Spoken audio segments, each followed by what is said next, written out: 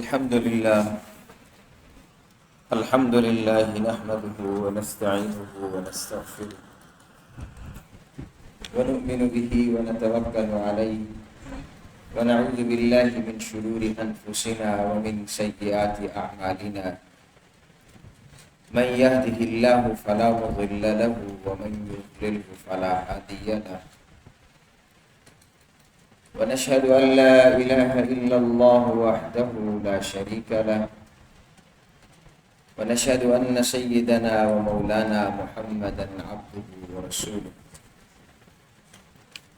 أما بعد فأعوذ بالله من الشيطان الرجيم بسم الله الرحمن الرحيم والذين آمنوا وعملوا الصالحات لنبوئنهم من الجنة غرفا تجري من تحتها الأنهار خالدين فيها نعم أجر العاملين الذين صبروا وعلى ربهم يتوكلون وقال النبي صلى الله تعالى عليه وسلم يدخلون الجنة من أمتي 70,000 بغير حساب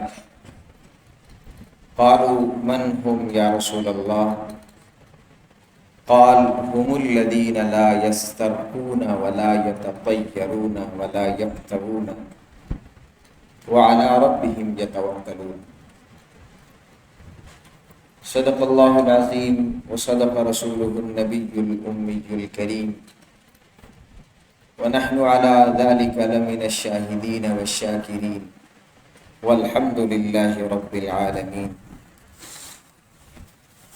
رب اشرح لي صدري ويسر لي أمري واحلل عقدة من لساني يفقهوا قولي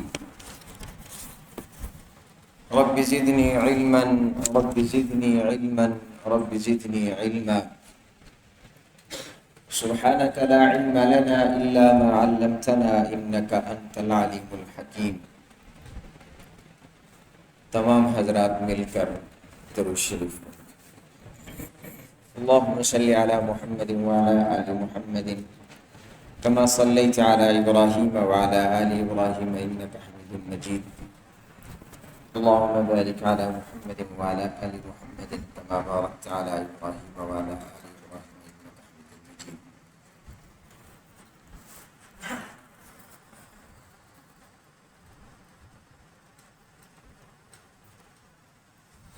معزز حاضرین سامعین، جمعۃ المبارک کا بابرکت دن ہے. آپ حضرات کے سامنے قرآن مجید فرقان حمید کی ایک آیت مبارکہ تلاوت کی ہے. رحمت دو جہاں سرکار دو عالم جناب محمد مصطفیٰ صلی اللہ علیہ وآلہ وسلم کا ایک فرمان مبارک کی تلاوت کی ہے.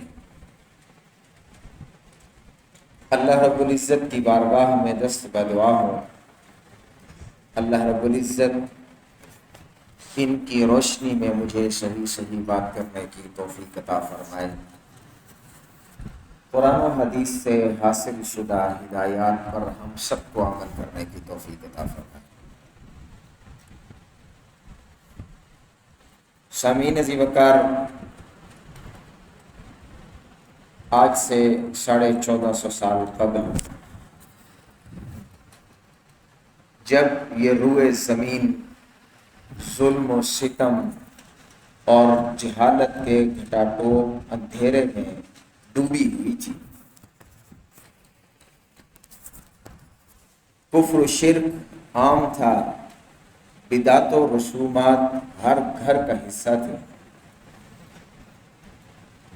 ایسے میں اللہ رب العزت نے سرکار دو جہاں رحمت دو عالم شفیع امم خاتم الانبیاء جناب محمد مصطفیٰ صلی اللہ علیہ وآلہ وسلم کو مبعوث فرمایا.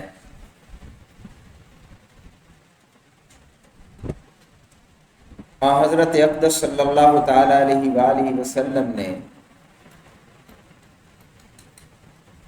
اپنی دن رات تبلیغی مساعی کے ساتھ کفر و شرک میں ڈوبے ہوئے، کفر و شرک میں زندگی بسر کرنے والے ان لوگوں میں توحید کی روح موجود،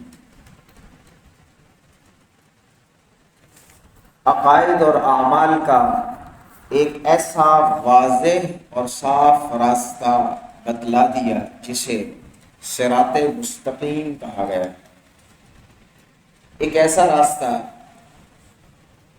کہ جو ہر قسم کی بدعت، رسومات، فسادات، کفر، شرک، ان سب سے الگ بچتا ہوا، جہنم سے محفوظ سیدھا جنت تک پہنچانے والا ہے۔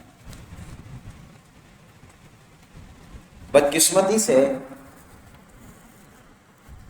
حضرت اکرم صلی اللہ تعالیٰ علیہ وآلہ وسلم کے وصال مبارک کو جیسے جیسے جیسے وقت گزرتا گیا، مسلمان آپ صلی اللہ علیہ وآلہ وسلم کی تعلیمات سے دور ہوتے گئے۔ وقت کے ساتھ مسلمان اس نہج پر بھی پہنچ چکے ہیں کہ اسلامی تعلیمات اجنبی بن چکی ہے۔ جس طرح سے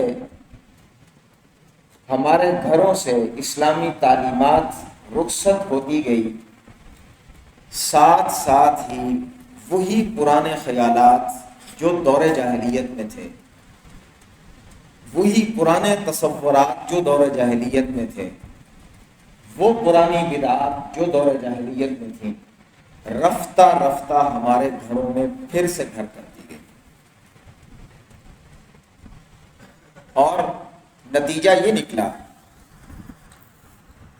کہ وہی مسلمان جو کبھی صرف اللہ سے ڈرتا تھا،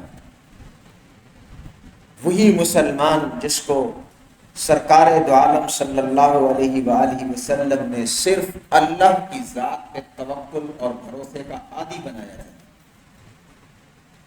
وہ مسلمان بے شمار بدشگونیوں اور توہمات میں مبتلا ہو گئے۔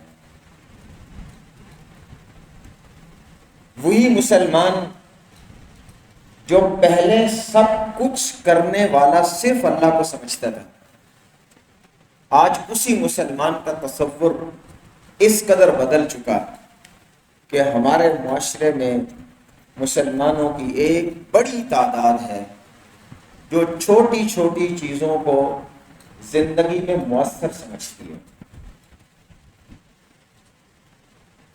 کبھی یہ سمجھا جاتا ہے کہ فلاں پرندہ یہ بڑا نحوست والا ہے، یہ گھر پہ بیٹھ گیا تو مصیبتیں آنا شروع ہو جائیں گی۔ نعوذ باللہ من ذالک، بیٹے کی شادی ہوئی، گھر میں ایک بچی کو رخصت کر کے لے آئے، چند دن گزرے، کوئی بھی گھر میں تکلیف آ گئی تو اس سب کا ملبہ اسی خاتون، اسی بچی پہ ڈال دیا گیا کہ یہ بڑی منحوس ہے۔ راستے پہ چلتے ہوئے بلی نے راستہ کاٹا، گزر گئی، تو کہہ دیا کہ اس کام کو نہ کیا جائے، اس میں کوئی رکاوٹ ہو جائے گی۔ یہ ہمارے تصورات بدلے بے شمار۔ آج فلاں دن ہے، اس دن کو کام نہ شروع کیا جائے ورنہ کاروبار میں برکت نہیں ہوگی۔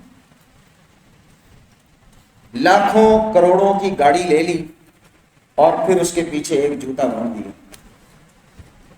وہ جوتا جو گھر کا یا معاشرے کا غریب ترین کوئی فرد بھی پہننے کے لیے تیار نہ ہو، وہ کروڑوں کی گاڑی پہ لٹکا دیا، اور یہ تصور بنا دیا گیا کہ اس کی برکت ہو جائے گی تو گاڑی محفوظ رہے گی۔ اربوں روپے لگا کر اچھی سوسائٹی میں، اچھی جگہ پہ اچھا گھر بنایا، اور پھر اسی گھر کے اوپر ایک ہڈیا کو وہ بھی الٹا رکھ دیا کہ یہ نظر بد سے حفاظت کرتی ہے۔ یہ ہمارے عجب عجب تصورات جو بنے ہیں، انہی میں سے ایک خیال یہ بھی ہے کہ ہمارے معاشرے کے بے شمار افراد نے سفر کے مہینے کو منحوس سمجھ لیا۔ سفر کے مہینے کا آج پہلا جمعہ ہے، ہم اس سفر کے مہینے کے پہلے 13 دنوں کو منحوس سمجھا جاتا ہے، اس سفر کے مہینے کے غالباً آخری بدھ کو پھر منحوس سمجھا جاتا ہے۔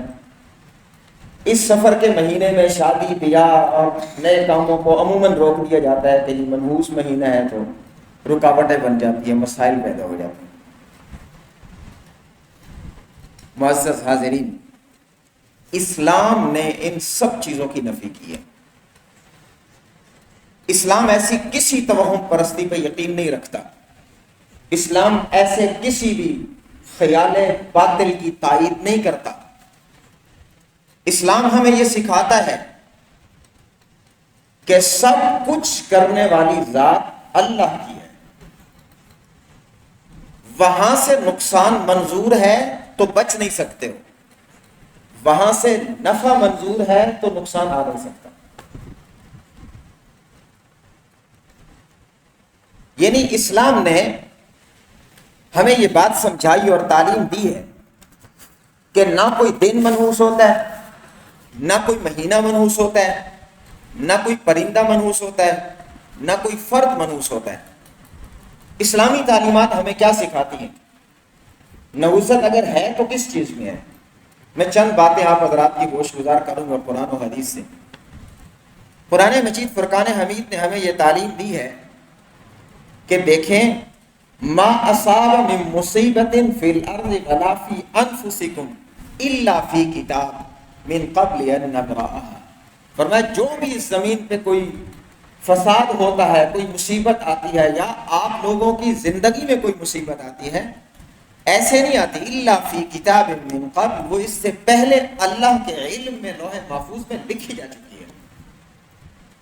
کسی کی نحوست کی وجہ سے نہیں آ جاتی، کسی پرندے کی وجہ سے نہیں آ جاتی، کسی چیز سے نہیں آتی، بلکہ وہ عند اللہ ہمارے حصے میں لکھی جا چکی ہوتی ہے۔ ایک مقام پر اللہ رب العزت نے یوں فرمایا، قُلْ لَن يُصِيبَنَا إِلَّا مَا كَتَبَ اللَّهُ لَنَا هُوَ مَوْلَانَا۔ فرمایا میرے محبوب آپ ان کو سمجھا دیجئے، بتلا دیجئے، اعلان کر دیجئے، لَن يُصِيبَنَا إِلَّا مَا كَتَبَ اللَّهُ لَنَا، ہمیں کوئی تکلیف نہیں آ سکتی، ہمیں کوئی مصیبت نہیں چھو سکتی، ہمیں کوئی پریشانی پہنچ نہیں سکتی، الا ما كتب اللہ لنا، مگر وہی مصیبت، وہی پریشانی، وہی تکلیف، وہی نقصان ہمیں پہنچے گا جو اللہ نے ہمارے لیے فیصلہ کر دیا۔ تیسرے مقام پر اللہ رب العزت نے یہ بات بھی ہمیں بتلائی، اگر ہم یہ سمجھتے ہیں کہ کوئی چیز منحوس ہو سکتی ہے تو کیا چیز منحوس ہو سکتی ہے؟ اللہ کے قرآن نے ہمیں بتلایا ہے، ما اصابکم من مصیبت فبما کسبت ایدیکم، کہ جو تمہیں تکلیف پہنچتی ہے، جو تمہیں پریشانی آتی ہے، جو مسائل تمہیں گھیرتے ہیں، ان کی اصل وجہ یا وہ کس چیز کی نحوست سے آتے ہیں؟ فرمایا فبما کسبت ایدیکم، دن رات، صبح اور شام، ظاہر و باطن میں، الگ بیٹھے مجمع میں، جو سرعام بیٹھ کر کے، جو چھپ کر کے گناہوں کی کثرت آپ نے کی ہے، اسی کا نتیجہ ہے کہ مسائل تمہارے اوپر آئے ہیں۔ زمین میں فساد ہوتا ہے، قرآن نے اس کے لیے اعلان کیا، ظہر الفساد فی البر والبحر بما کسبت ایدی الناس، کہ بر و بحر میں جو فسادات آ جاتے ہیں، یہ جو بدامنی ہو جاتی ہے، قتل و غارت ہو جاتی ہے، سکون معاشرے کا برباد ہو جاتا ہے، اس کے پیچھے کیا ہے؟ کس چیز کی یہ نحوست ہے؟ تو فرمایا تمہارے اعمال کی نحوست ہے۔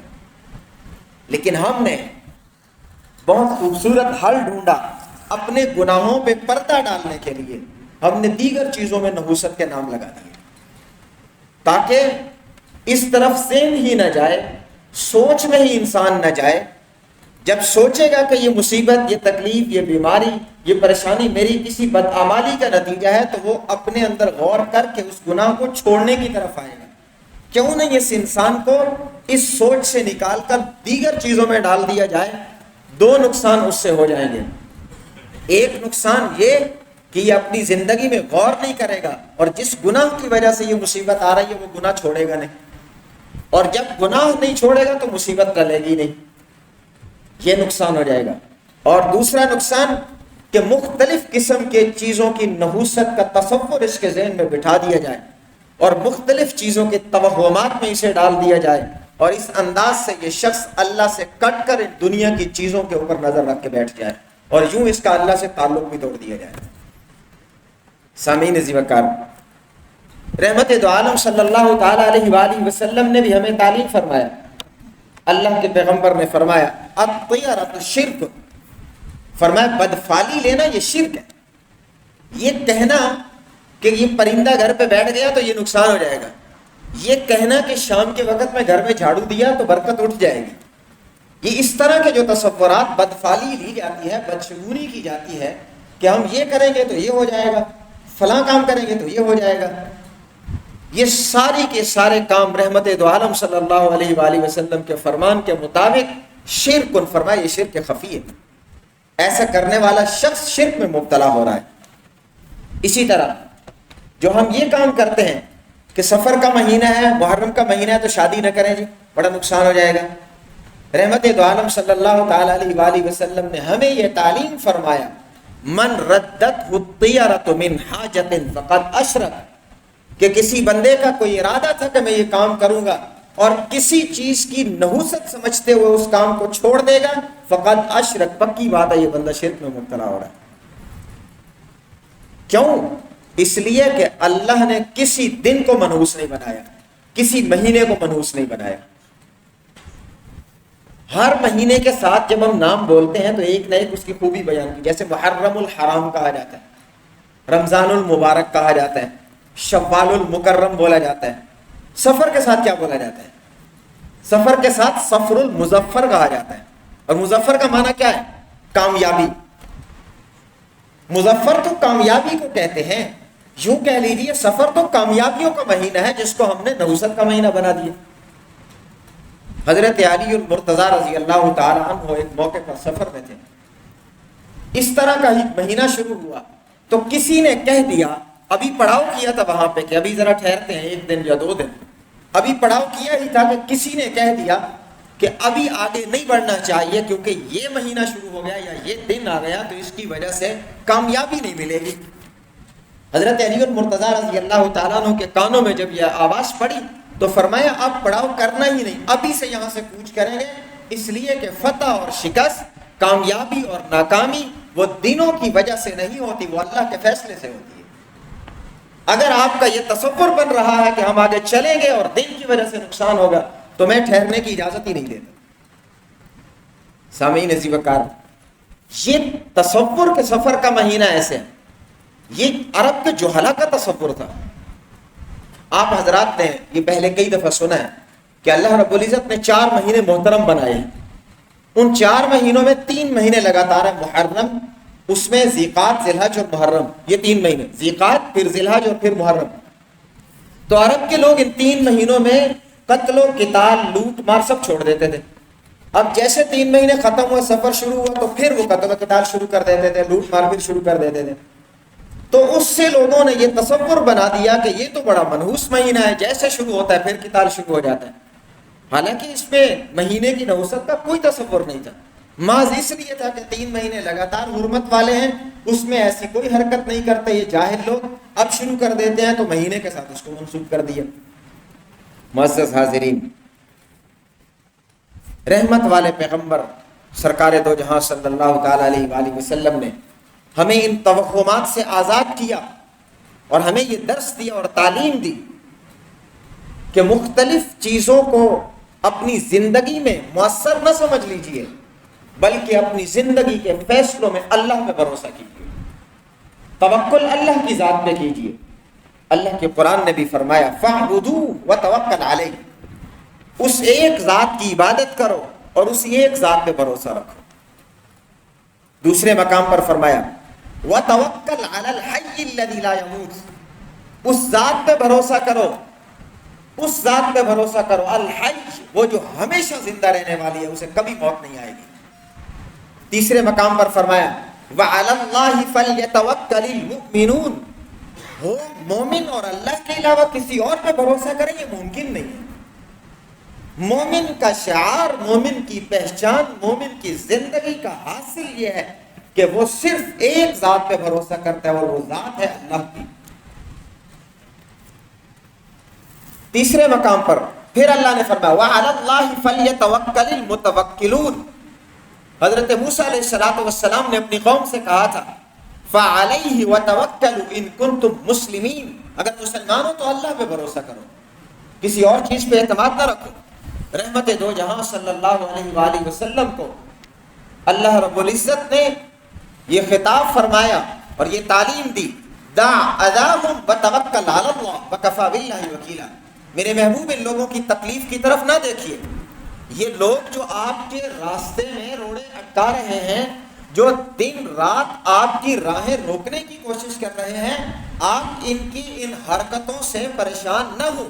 کیا کیجئے؟ توکل علی اللہ، اللہ پہ بھروسہ کر دیجئے۔ ایمان والوں کی نشانی یہی بیان کی گئی، اذا تلیت علیہم آیاتہ زادتہم ایمانا وعلی ربہم یتوکلون، کہ ایمان والے تو وہی ہیں جب وہ قرآن کو سنتے ہیں ان کا ایمان بڑھ جاتا ہے، علی ربہم یتوکلون، اور وہ بھروسہ کرتے ہیں تو صرف اللہ کی ذات پہ کرتے ہیں اور کسی چیز پہ بھروسہ نہیں کرتے۔ معزز حاضرین، یہ توکل جو رحمت دو جہاں صلی اللہ علیہ وسلم نے ہمیں سکھایا، اس کے بارے میں بھی بعض لوگوں کا تصور ذرا صحیح سمت سے ہٹ کر بھی ہوتا ہے، تو اس کی وضاحت بھی میں کیے دیتا ہوں۔ توکل اسباب کے بعد ہوتا ہے۔ کوئی شخص ویسے بیٹھ جائے کہ میں اللہ پہ بھروسہ کر کے بیٹھا ہوا ہوں، کوئی کام نہیں کروں گا، تو یہ توکل نہیں ہے۔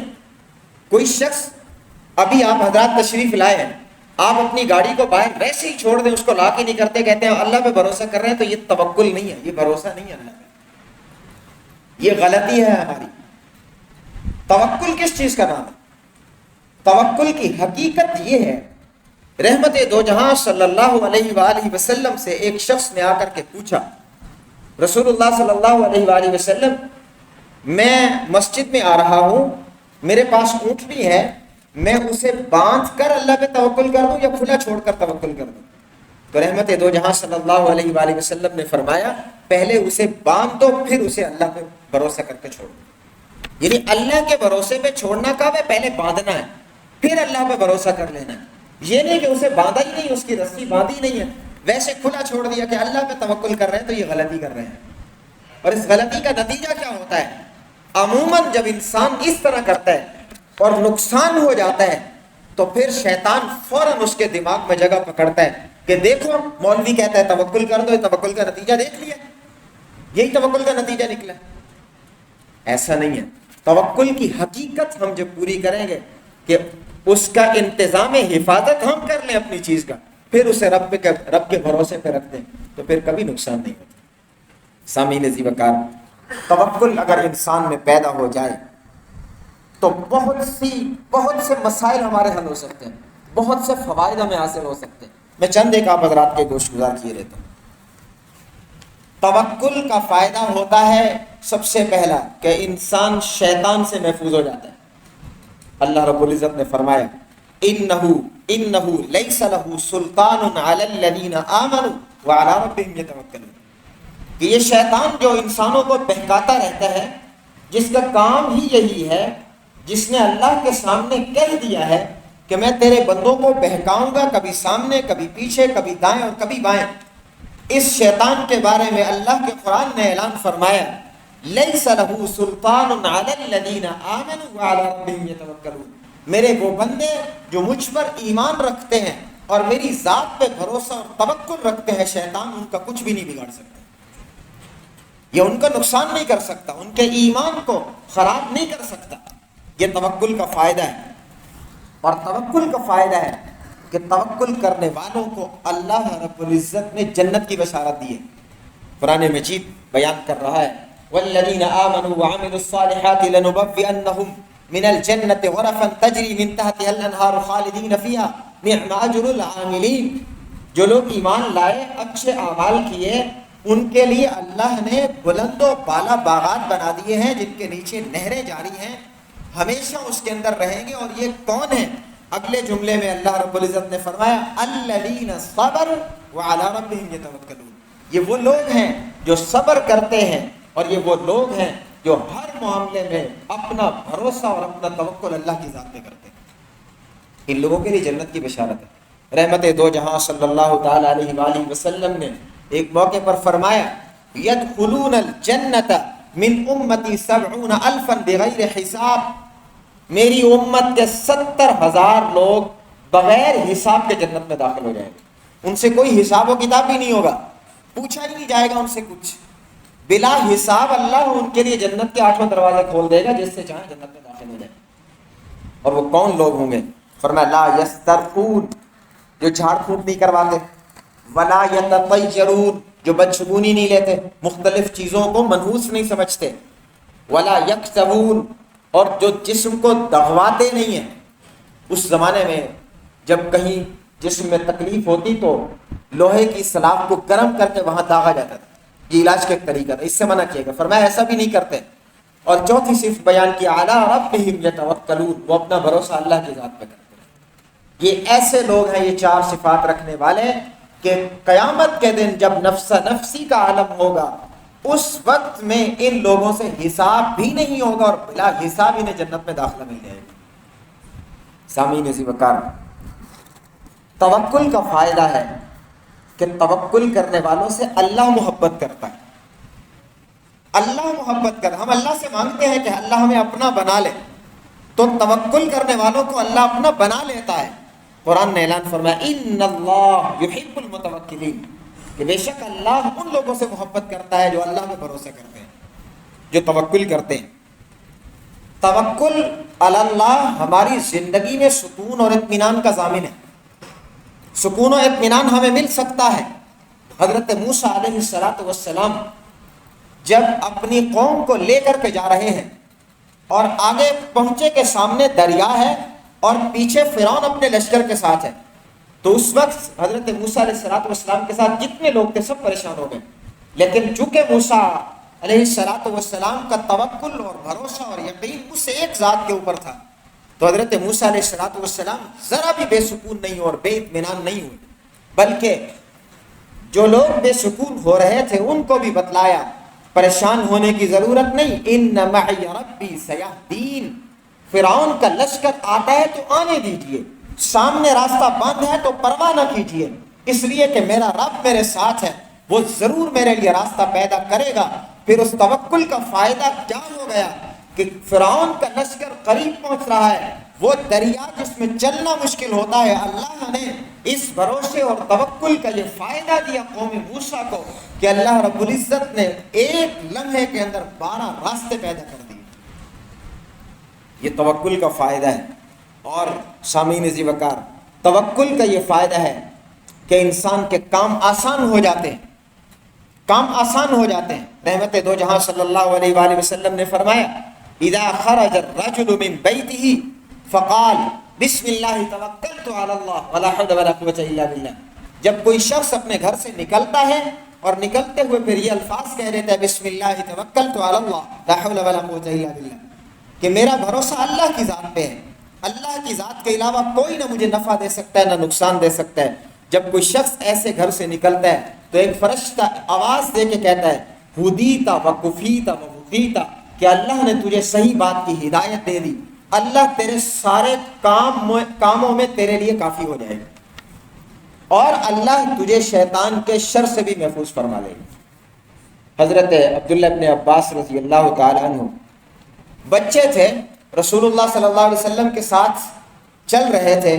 رحمت دو جہاں صلی اللہ علیہ وآلہ وسلم نے فرمایا بچے بات سنو, توجہ کی, یا رسول اللہ فرمائیے. اللہ کے رسول صلی اللہ علیہ وسلم نے فرمایا بچے اللہ کے حقوق کو پورا کرتے رہو, اللہ ہر کام میں ہر معاملے میں تیری حفاظت کرے گا. فرمایا یا رسول اللہ صلی اللہ علیہ وسلم اللہ کے حقوق کو پورا کرنے کا مطلب؟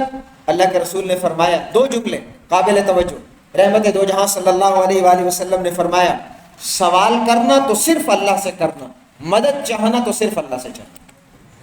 اور پھر آپ نے فرمایا کہ اگر ایسا ہی کرتے رہو جو میں کہہ رہا ہوں تو پھر ساری دنیا مل کر بھی تیرا کوئی نقصان کرنا چاہے تو کر نہیں سکتی, کچھ تیرا بگاڑ ہی نہیں سکتی. سامعین ذی وقار, توکل ہماری زندگی کو صحیح سمت پہ ڈال دیتا ہے. توکل ہمیں تمام اللہ کے غیروں سے بے نیاز کر دیتا ہے.